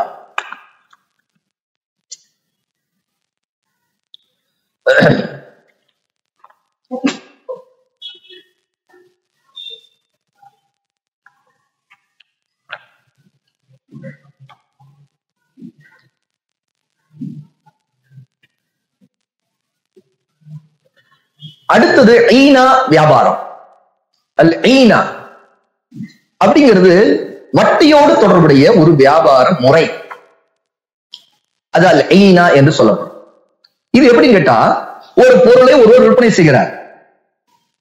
அதை வாங்குபவரிடம் அவர் அந்த நேரத்தில் பணம் வாங்க மாட்டார். வாங்கக்கூடியவர் அந்த நேரத்தில் பணம் செலுத்த முடியாதவராக இருப்பார். அப்ப அதற்கான விலையை இவர் வைக்கும் போது என்ன செய்வார்னா, இவர் எப்ப பணம் செலுத்துவாருன்னு சொல்றாரோ அந்த ஒரு குறிப்பிட்ட காலத்தை கணக்கு வச்சுக்குவார். உதாரணத்துக்கு இவர் இப்ப வாங்குறாரு, பணம் கையில இல்ல, எப்ப பணம் கொடுப்பீங்க அப்படின்னு கேட்கிறாரு. அவர் சொல்றாரு, நான் ஒரு 3 மாசத்துக்கு பிறகு இதுக்கான விலையை கொடுத்துறேன் அப்படிங்கிறாரு. இப்ப அந்த பொருளுடைய விலை 1000 ரூபாய். 3 மாசத்துக்கு பிறகுன்னு சொல்லும் போது இவர் யோசிக்கிறாரு, 3 மாசத்துக்கு விலை ஏற பல சிக்கல்கள் தனக்கு வர வாய்ப்பு இருக்குது. இப்ப இவருக்கும் பணம் கையில வரல, ஆனா முதலீடு யாருடையது? இவருடையது. அப்ப முதலீடு போட்டு ஒரு பொருளை இவர் அவருக்கு சொந்தமானவரா ஆக்குறாரு, சொந்தமானதான் அந்த பொருளை கொடுக்கிறார். அப்போ இதுக்கு பிறகு நடுவில் இந்த 3 மாசத்துல இந்த பொருளை இவர் விற்கவும் முடியாது. இப்ப இதனுடைய பணமும் இவருடைய முதலீடும் அதுல முடங்குது. அப்ப இவர் என்ன செய்யறாரு, ஒரு விலையை முடிவு பண்றாரு. இப்போ இது வித்தா 1000 ரூபாய் தான், ஆனா 3 மாசத்துக்கு பிறகுதான் நீங்க அது பணம் தரீங்க அப்படிங்கும் போது எனக்கு நீங்க 1500 ரூபாய் தான் இதோடைய விலையை நான் இப்ப நிர்ணயிக்கிறேன் அப்படிங்கிறாரு. சரிங்கன்னு அவர் ஏத்துக்கிறார். ஏத்துக்கும் போது இவர் ஒரு நிபந்தனை வைக்கிறார். என்னன்னா, இந்த பொருள் உங்களுக்கு திரும்ப தேவையில்லை அப்படின்னா இதை நீங்க வேற யாருக்கு விற்கக்கூடாது, என்னிடம் தான் விற்கணும். என்னிடம் நீங்க விற்கும் போது அப்போது என்ன சந்தை விலையோ அந்த விலைக்கு தான் கொடுக்கணும். இப்போ 1000 ரூபாய், அடுத்த மாசம் 1100 ரூபான்னு வைங்க. அந்த பொருளை அவர் வேண்டான்னு திரும்ப ஒப்படைக்க வேண்டிய ஒரு கட்டாயம் தள்ளப்படுறாரு. ஏன்னா இன்னும் 2 மாசத்துக்கு பிறகு 1500 ரூபாய் அவர் கொடுக்க முடியுமா இவருக்கு டவுட் வந்து, புரியுதா? அப்ப இவர் நினைக்கிறாரு, நாம வேற கடன் பட்டிருக்கிறோம், அந்த மனிதத்தை இந்த பொருளை வாங்கிட்டோம், இப்ப இந்த பொருளை நாம விற்கணும், வித்துட்டா வேணா பணத்தை கொடுக்கலாம் அப்படி முடிவு பண்றான்னு வைங்க. இப்போ அடுத்த மாசம் 1100 ரூபாய் சந்தை மதிப்பு. இவர் என்ன செய்வார்னு கேட்டா, அந்த பொருளை இவரை தான் விற்க வேண்டும்ங்கிற ஒரு நிபந்தனை வைத்திருக்காரு இல்லையா, அந்த பொருள் இவர் ரிட்டர்ன் பண்ணும்போது இதுல பணம்ங்கிறது ஒண்ணுமே நடக்கல, நேரடியா கொடுக்க வாங்கல, பணமே இதுல நடுவில் வராது, எல்லாம் வாக்குறுதியிலே நடந்துகிட்டு இருக்கும், நிபந்தனையால் நடக்கும். அப்ப என்ன ஆகுது, இப்ப ரிட்டர்ன் பண்ணிட்டார். ரிட்டர்ன் பண்ண உடனே இப்போ இவர் சந்தை மதிப்படி வாங்கிக்கிறேன்னு சொல்லியிருக்காரா, இப்ப எவ்வளவு இவர் வாங்கிக்கிறாரு, வித்தவர் 1100க்கு வாங்கிட்டார். சரி, இப்ப முடிஞ்சிருச்சு 1100க்கு, இதோட முடிஞ்சிருச்சா? ஆனா பணம் கைக்கு வந்துச்சா? நடக்கல, பணமும் வரல. இவர் என்ன நடக்குது பாருங்க. அடுத்து இன்னும் 2 மாசத்துக்கு பிறகு அவருடைய தவணை முடியுது இல்லையா, ரிட்டர்ன் கொடுத்ததுனால தவணை முடிஞ்சிடாரு, இன்னும் 2 மாசம் இருக்குது. ஏன்னா 3 மாசத்துக்கு பிறகு அவர் 1500 கொடுக்குறேன்னு சொல்லியிருக்காரு இல்லையா. அப்ப அந்த 3 மாசம் முடியும் போது இந்த வித்தவர் என்ன செய்வாரு, அந்த வாங்கினவர்கிட்ட நீ 1100 ரூபாய்க்கு அதை எனக்கு சந்தை மதிப்படி கொடுத்துட்ட, இப்ப உன்னுடைய தவணை 3ஆவது மாசம் முடியுது, இப்போ நீ 1500 ரூபாய் எனக்கு செலுத்தணும், ஏற்கனவே 1100 எனக்கு கொடுத்துட்ட, 1500 கொடுத்துட்ட, இன்னும் 400 ரூபாய் கொடுன்னு கேட்பேன். இதுதான் லைனா. ஒத்தி வைக்கப்பட்டு ஒரு பொருளுக்கு விலையை நிர்ணயித்து வாங்கியவர் வேறு யாருக்கும் விற்கக்கூடாதுங்கிற சுதந்திரத்தை தடுத்து ஒரு பொருளை மறைமுகமாக அதன் மூலமாக வட்டியை தின்பதுதான் அல் ஐனாங்கிற இந்த வியாபாரம். ஷேக் சாலிஹ் அல் ஃபௌசான் குறிப்பிடுறாங்க, ஒரு பொருள் ஒரு நபருக்கு ஒரு கால தவணை குறிப்பிட்டு ஒத்தி வைக்கப்பட்ட விலைக்கு விற்கப்படும். நான் சொன்ன மாதிரி 3 மாசம் உதாரணத்துக்கு புரிஞ்சுங்க, 1500 ரூபாய் நிர்ணயிச்சிட்டார். அதாவது சந்தையின் விலையை விட மிக அதிகமான விலைக்கு விற்கப்படும். சந்தையின் விலை என்ன? அப்ப அவர் விற்கும் போது 1000 ரூபாய் தானே. ஆனா இவருக்கு என்னன்னா 1500 நிர்ணயிச்சார். ஏனெனில் அவர் அதற்கான பணத்தை உடனே செலுத்த மாட்டார். ஏன் இவர் 1500 நிர்ணயிக்கிறார் கேட்டா, இவர் தான் 1000 உடனே கொடுக்க மாட்டார். நான் பொருளை கொடுக்கிறேனே அப்படின்னு இவருடைய வாதம் இருக்குது. சரி, உண்மைதான். அடுத்து என்ன நடக்குது? தாமதமாகத்தான் வாங்குகிறவர் செலுத்துவார். பின்னர் அதே பொருள் வாங்கியவரிடமே வந்து விற்கப்படும். வாங்கியவர்கிட்ட தான் விற்கணும். அது அப்போ இவர் யார்கிட்ட வாங்கினாரு? அந்த வியாபாரத்தை கொடுக்கும். ஏன்னா அதுதான் நிபந்தனையே. நீ வேற யாரும் கொண்டு போய் கொடுத்துட கூடாது, விற்க கூடாது அப்படின்னு. இப்ப கவனிங்க என்ன நடக்குது. அப்போது அது சந்தையின் விலைக்குத்தான் வாங்கப்படும். எனவே ஒத்தி வைக்கப்பட்ட பணம் செலுத்த வேண்டிய நேரம் வரும்போது அவர் தன் கடனை முழுமையாக செலுத்துவார். அந்த நேரம் வரும்போது இவருக்கு ஏற்கனவே இவர் கடன் பெற்றிருக்காருல்ல, அந்த கடனை செலுத்தணும். இந்த கடன்ல இருக்கிறது தான் வட்டி. அதுதான் சொன்னேன்ல, 400 ரூபாய் அவருக்கு வட்டி காசு கிடைக்குது. இதுவே ஐனா பரிவர்த்தனை என்று அழைக்கப்படுகிறது. விற்கப்பட்ட அதே பொருள் அதன் உரிமையாளருக்கு திருப்பி தரப்படுவதால் இது ஐனா என்று அழைக்கப்படும். ஏன் இந்த வியாபாரத்துக்கு ஐனா என்ற பேர்னா, ஐன் அப்படின்னா அந்த குறிப்பிட்ட அதே பொருளை குறிக்கிறவர். ஐன் அப்படின்னு சொன்னா அதே பொருள் அர்த்தம், சேம் ப்ராடக்ட் அப்படின்னு அர்த்தம். இந்த சேம் ப்ராடக்ட வச்சுதான் எல்லாம் இங்க நடக்கும். எதுவுமே பணம் பரிமாற்றமே நடந்திருக்காது. அது என்ன, கடைசியில பார்த்தா வட்டி லாபம் மட்டும் கிடைச்சிடும். இதையே ஒரு வியாபாரமா செய்யறவங்க இருக்கிறாங்க, வட்டி லாபம். நிபந்தனை இதுதான். அதே பொருள் எனக்கு அதை கொடுக்கணும். இப்ப வாங்கும்போது நான் சந்தை விலையில உனக்கு தரமாட்டேன், நீ எப்ப தருவேன்னு எனக்கு சொல்றேன், அதுக்கேற்ற மாதிரி நான் ஒரு விலை நிர்ணயிப்பேன். நீ அதை திரும்ப வேண்டாம்னு நீ ரிட்டர்ன் பண்றேன்னா அது என்கிட்ட தான் வரணும், நீ வேற யாருக்கு விற்பனை செய்யக்கூடாது அப்படின்னு நிபந்தனை இருக்கும். ஆனா அந்த தவணை வரும்போது அந்த ஏற்று நிர்ணயித்த விலைப்படியே மறைமுக லாபத்தை எடுத்துக்கொள்வான், கழிச்சுக்குவாங்க. அப்ப அவரு 400 ரூபாய் கொடுத்தோம். அந்த டைம்ல 400 ரூபாய் கொடுத்தோம். நான் சொன்ன 1000 1500 உதாரணத்தின்படி. அப்ப இதை ரசூல் ஸல்லல்லாஹு அலைஹி வஸல்லம் தடை செய்திருக்க. இது ஹராமாகும். இது ஒருவரை வட்டியின் மூலம் ஏமாற்றுவது. இது இந்த வியாபாரத்துடைய சிஸ்டமே என்ன கேட்டா ஏமாற்றுவதுதான். ஏமாற்றுவதிலேயே ஒரு பிசினஸ் பண்றது. பொருளை இப்ப என்ன செய்வான்னு வைங்களா, உதாரணத்துக்கு அந்த பொருள் இன்னொருத்தருக்கு அவர் விற்கிறாரு, இன்னொருத்தருக்கு அது தேவை, நான் கொஞ்சம் பயன்படுத்தலாம், அது வேணும்னு நினைக்கிறார். உடனே இது சில நேரத்துல நிலத்துல இன்னைக்கு அதிகமா நடக்கும். இந்த ஐனா வியாபாரம், ரியல் எஸ்டேட் பண்றவங்க நிறைய பேர் இந்த ஐனாவையே பிசினஸ் செய்துட்டு இருக்கிறவங்க இருக்கு. ஒண்ணுமே நடந்திருக்காது, எதுவுமே நடந்திருக்காது. பொருளை அந்த பொருள் உனக்கு சொந்தங்கிற மாதிரி நீ அதுக்கு பிறகு ரிட்டர்ன் பண்ணிடணும்னு இவங்களும் பேசிக்குவாங்க. பொருளுடைய விலையை ஏற்றி விட்டுருவாங்க. கடைசியில பார்த்தா அதுல யாருன்னா இந்த வேலை இந்த செய்துட்டு இருக்கிறவர், நீ செய்ய, அடுத்து நீ அதை வச்சு செய்ய அப்படின்னு சொல்லிட்டு அந்த லாபத்தை சாப்பிட்டுட்டு இருப்பாங்க. அதுதான் ஐனா. அது வட்டி வியாபாரம். இதுல சைத்தானம் எப்படி ஏமாத்துறேன், நான் பொருளை தானே விற்கிறேன், நான் பொருளை தானே வியாபாரம் பண்றேன், நான் அதுதான் நான் ஒரு ஒப்பந்தம் பண்ணி தானே பண்றேன் அப்படிங்கிறது. இது ஒப்பந்தம், வட்டிக்கான ஒப்பந்தம் இது. ஆகவே இது மார்க்க தடை செய்வது. உண்மையில் நீங்கள் ஒத்தி வைக்கப்பட்ட ரூபாய்க்கு உங்கள் பொருட்களை விற்றுவிட்டு அதே பொருளை சந்தை விலையில் வாங்கிக் கொள்கிறீர்கள். நீங்க விற்கும் போது ஒத்தி வைக்கப்பட்ட ஒரு விலை வைக்கிறீங்க, நான் சொன்ன உதாரணத்தை விட 1500. ஆனா நீங்க வாங்கும் போது சந்தை விலைக்கு வாங்குகிறீர்கள். இதன் மூலம் நீங்கள் உங்களது பொருளை வட்டியை பெறுவதற்கான வழிமுறையாக பயன்படுத்தி, இது வட்டியை நீங்க சம்பாதிக்கிறதுக்கு தான், வட்டியில சாப்பிடுறதுக்காக தான் இது ஒரு ரூட்டை நீங்க கண்டுபிடிச்சிருக்கிறீங்க அப்படின்னு ஷேக் ஃபௌசான் குறிப்பிடுறாங்க. நீங்கள் ஒரு பொருளை ஒத்தி வைக்கப்பட்ட விலைக்கு விற்றுவிட்டீர்கள். ஆகவே அந்த பொருள் வாங்கியவருக்கு சொந்தமாகிவிடும். அதை அவர் விரும்பிய முறையில் பயன்படுத்தி கொள்ள அவருக்கு சுதந்திரம் அளிக்கப்படும். அதே மாதிரி பொருளை பயன்படுத்த இது சில இடத்துல இந்த என்னன்னு கேட்டா சில நிபந்தனைகள் இன்னும் கடினமா இருக்கும். அதை பயன்படுத்தக்கூடாது, அந்த பொருள் நீங்க அப்படிதான் வைத்திருக்கணும், நீங்க அந்த பொருளை நீங்க அந்த 1500 ரூபாய் நீங்க கொடுத்த பிறகுதான் அதை பயன்படுத்தணும். இந்த மாதிரி சில நிபந்தனைகள் வைக்கும்போது அந்த பொருள் புதுசா இருக்கு. இவருடைய ஆசைப்படி இவர் வாங்கினார் இல்லையா, அவருடைய ஒரு பேராசை ஒண்ணு இருக்கும், இது எப்படியா ஒரு 3 மாசத்துக்கு நமக்கு சொந்தமாயிராதா அப்படி. அதனாலேயே இவர் பயன்படுத்தவும் மாட்டாரு. இது அவருக்கு யாருக்கு ரொம்ப லாபமா இருக்கும், ஏன்னா பயன்படுத்தினா அதுக்கு வாடகை வேற வாங்க வேண்டியது வரலாம்ல. இப்ப இந்த நிபந்தனையே நீ பயன்படுத்தக்கூடாதுன்னு வச்சுட்டா அப்ப அந்த வாடகையும் அவர் செலுத்த மாட்டார். இவருக்கு வாடகை மூலமாக வந்துச்சுன்னா அந்த தேய்மானம் ஒண்ணு இருக்குது. இன்னொருத்தர் கொடுக்கும் போது இது பழசாட்சி அப்படின்னு அவர் கேட்கலாம் இல்லையா. இது ஏற்கனவே செகண்ட் ஹேண்ட் தானே இது அப்படி சொல்லலாம் இல்லையா. அப்ப செகண்ட் ஹேண்ட் இஷ்யூ அதுல வரக்கூடாது, அந்த குறைபாடுடைய பிரச்சனை வரக்கூடாதுன்னா அவர் என்ன செய்வார், நிபந்தனை வச்சுருவார். இத நீ 3 மாசத்துக்கு பிறகு 1500 ரூபாய் கொடுத்தீங்கன்னா உனக்கு சொந்தம் அப்படின்னு வைப்பாரு. இவரால முடியுமா முடியாதாங்கிறது இவருக்கும் தெரியும். சில நேரத்தில் இது ஒரு கன்னிங், ஒரு சூழ்ச்சியும் இருக்கும். ஏன்னா இதுல கொடுக்கறாம இதையும் வச்சுதான் முடிவு பண்ணுவாங்க. இவன் பயன்படுத்த வச்சிருப்பான் தான், ஆனா இதுல வேற நமக்கு என்ன வேற பிரச்சனை இருக்குது அப்படின்னு பாப்பான். அது வேற லாபம் இன்னும் கூடுதலா இன்னொருத்தனுக்கு இந்த ரேட் எப்படி சொன்னா அவன் இன்னும் ஏமாறுவானா பாப்பான். அப்ப இந்த பிரச்சனை எல்லாம் ஐநால இருக்கக்கூடிய நிறைய பிராடுத்தனம், இந்த மோசடித்தனம் எல்லாம் இதுல இருந்து கொண்டிருக்கு. ஏன் கேட்டா இது சுதந்திரம் முதல்ல தடுக்கப்படும். அவனுக்கு யூஸ் பண்றதுக்கு அவனுக்கு அனுமதி கொடுக்கல, அவன் இன்னொருத்தருக்கு விற்க அனுமதி கொடுக்கல. இது ஷேக் ஃபௌசான் அவருக்கு பணம் தேவைப்படும் செய்து அவர் அதை யாருக்கு வேண்டும்னா விற்றுக் கொள்ளலாம் என்ற சுதந்திரமும் வழங்கப்பட வேண்டும், அதுவும் வழங்கப்படல. இப்ப உதாரணத்துக்கு நீங்க வியாபாரி, நீங்க கடனாக கொடுக்குறீங்க, ஓகே நல்லதுதான். அவருக்கு இப்ப கொடுக்க முடியல, நீங்க பொருளை 1500 ரூபாய்க்கு விலை நிர்ணயித்து கடனாகவே கொடுத்துட்டீங்க. இதுல உண்மையிலே நாம் கடனா தான் கொடுத்திருக்கிறோம்னா அதனுடைய நம்முடைய உண்மை நிலை எதுவா இருக்கும்? அவரு கொடுக்க முடியலன்னு நினைக்கும் போது அந்த பொருளை விற்கிறதுக்கு அவருக்கு அனுமதி தரும். யாரிடம் விற்க, யார்கிட்ட வேணா விற்கிறதுக்கு அவர் அனுமதி தரும். அவருக்கு அந்த யாரிடமும் விற்பதற்கு அவருக்கு அனுமதி இருந்து அப்போது நீங்க கொடுத்ததுதான் அப்ப கடன்.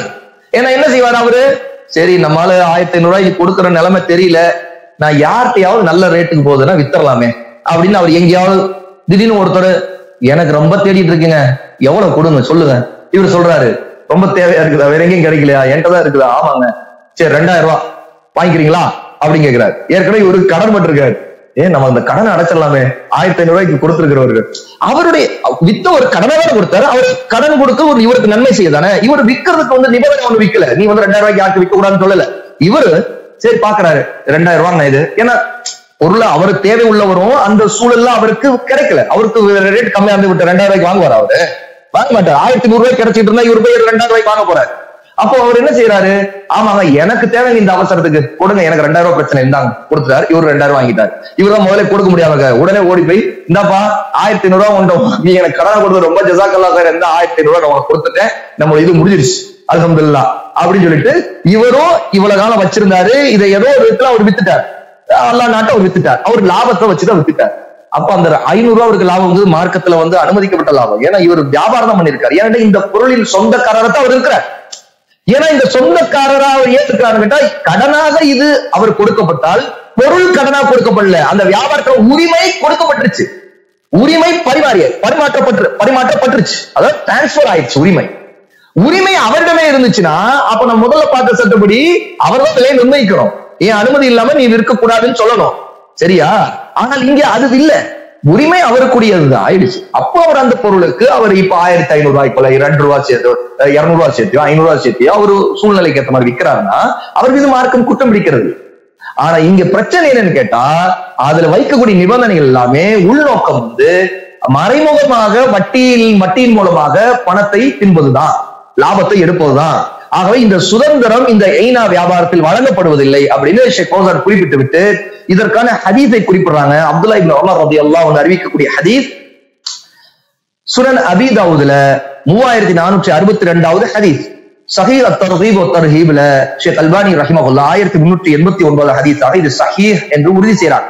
மிக பிரபலமான இந்த ஹதீஸுடைய வாசகம் இதுதான், இதா தபாயஅத்தும் பில் ஐனா வ அஹத்தும் அஸ்னாபல் பகர் ورضيتم بالزرع وتركتم الجهاد سلط الله عليكم ذلا لا ينزعه حتى ترجعوا الى دينكم. நீங்கள் ஈனா பரிவர்த்தனை வியாபாரத்தில் ஈடுபட்டால், ஈனாவின் மூலமாக வட்டியை தின்பதற்கு நீங்கள் அந்த பரிவர்த்தனை ஈடுபட்டால், கால்நடைகள் விவசாய கால்நடைகள் வாளை பிடித்துக் கொண்டு விவசாயத்திலேயே திருப்தி அடைந்து விட்டால், அதான் உலக மோகம், வேற எதை பத்தி கவலை இல்லை, எல்லாம் விவசாயம் பண்ணு சம்பாதி இப்படியே வாழ்க்கையை ஓட்டுறது, ஓடா தெரிஞ்சு உழைச்சா ஓடினான்னு சொல்லிட்டு வியாபாரமே கிடக்குறாங்க இல்லையா, அது அவங்களை பத்தி எச்சரிக்கை. இங்க ரசூல் ஸல்லல்லாஹு அலைஹி வஸல்லம் விவசாயிகளை வச்சு இங்க சொல்லியிருக்காங்க.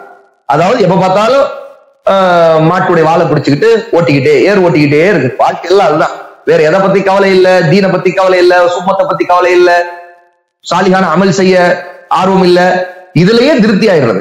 இதை சொல்லிட்டு அடுத்து சொல்றாங்க, நீங்கள் ஜிஹாதை விட்டு விட்டால், அல்லாஹ்வின் பாதையில் போர் புரிவதை விட்டு விட்டால் அல்லாஹ் உங்களுக்கு இழிவை சாட்டி விடுவான், அல்லாஹ் உங்களுக்கு அவமானத்தை ஏற்படுத்துவான். நீங்கள் உங்களுடைய தீன் பக்கம் திரும்பவும் மீண்டு வருகின்ற வரைக்கும் உங்களுக்குரிய மரியாதையை நீங்கள் திரும்ப அடையவே மாட்டீர்கள், உங்களுக்குரிய கண்ணியத்தை அடையவே மாட்டீர்கள் அப்படின்னு ரசூல் ஸல்லல்லாஹு அலைஹி வஸல்லம் சொல்றாங்க. அப்போ ரஜூ இலா தீன், அதாவது தீனின் பக்கம் திரும்புதல், அதுதான் அல்லாஹ் நம்ம கண்ணியத்தை கொடுக்கும். அந்த தீனுடைய பாதையின் பக்கம் அல்லாஹ்வின் சட்டங்களை மார்க்கத்தை பற்றி பிடித்து நம்முடைய வியாபாரத்துல ஹலாலாக அதை செய்வதோ, ஹலாலானதை செய்தால் கூட முழுக்க முழுக்க அதிலேயே உழைப்பிக் கொண்டு வாழ்க்கையை அதிலேயே அடிமையாக்காமல் இருப்பதோ, அல்லாஹ்வுக்காக ஜிஹாத் செய்யற அளவுக்கு உண்மையான அமீருக்கு கீழ் கட்டுப்பட்டு இருப்பது. ஏன்னா அமீருக்கு கட்டுப்படுறதா இங்க குறிப்பிடுறது மிக முக்கியமா. ஏன்னு கேட்டா ஜிஹாதுக்கு அமீர் அழைக்கும் போது வரமாட்டேன்னு சொல்றது இருக்குல்ல, அப்ப அதுக்கு எது காரணமா இருக்கும்? உலகம் தான் காரணம். அந்த உலகம் ஒரு விவசாய விஷயத்துல என்ன இருக்கும்? நான் உழுவணுங்க, நான் போகணுங்க, நான்லாம் வரமாட்டேன் அப்படின்னு சொன்னா என்ன? அப்ப அமீருக்கு கீழே ஜிஹாத் செய்யறதுக்கு ஆள் இல்லைன்னா அவர் எப்படி இஸ்லாம பாதுகாப்பாரு, எப்படி உம்மத்தை பாதுகாப்பாரு? அவருடைய நிலைமை என்ன ஆகும்? ஆளே இல்லை. அப்ப இந்த மாதிரி ஜிஹாத், இது கடமையான ஜிஹாத சொல்றது, கடமையான ஜிஹாத்.